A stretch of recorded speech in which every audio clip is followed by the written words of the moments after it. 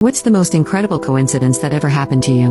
My best friend died 15 months ago of ovarian cancer in a hospital following surgery to have it removed. We were friends for over 3 decades. I went to be with her on her deathbed. She didn't say much, but we had a few very good conversations in the days before she passed that I will never forget. The plan was that she would have chemotherapy following her surgery, and while I sat there with her, she suddenly said to me, "You know, with the chemo I'm going to lose my hair." I replied, "It doesn't matter, you will always be beautiful to me." She smiled back. She knew that her cancer was stage 4. The doctor said she also had 2 spots on her liver. Metastases. It actually turned out to be many more, 8 or 10. She was very weak, as if close to death, but there is always that little glimmer of hope.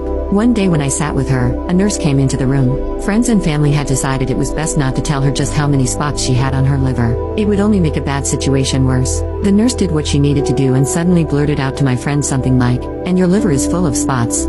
I could have just slapped the nurse in the face. My friend looked much more worried than before.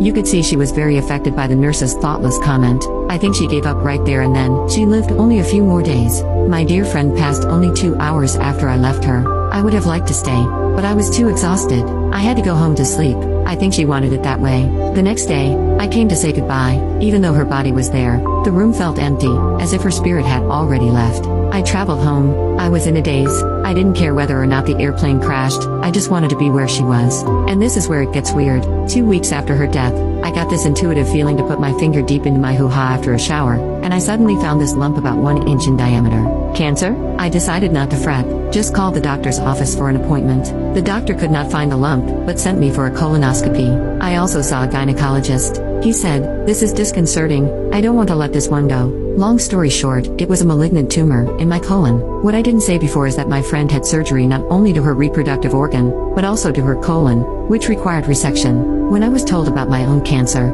I also learned that my liver was also affected, that I had 2 spots on my liver. Same thing as my friend had been told only 3 months before. As I was trying to take in this news, my doctor continued to say that I also needed radiation and chemotherapy, and count on losing your hair. Another deja vu. I was thinking back on what my friend had said about losing her hair. The memory was still fresh in my mind. I started my treatment last August and went through a crapload of side effects and still am almost a year later. I was in the hospital 4 times, for a total of 2 weeks. 2 surgeries. I think it was my friend who told me from the other side that I was sick.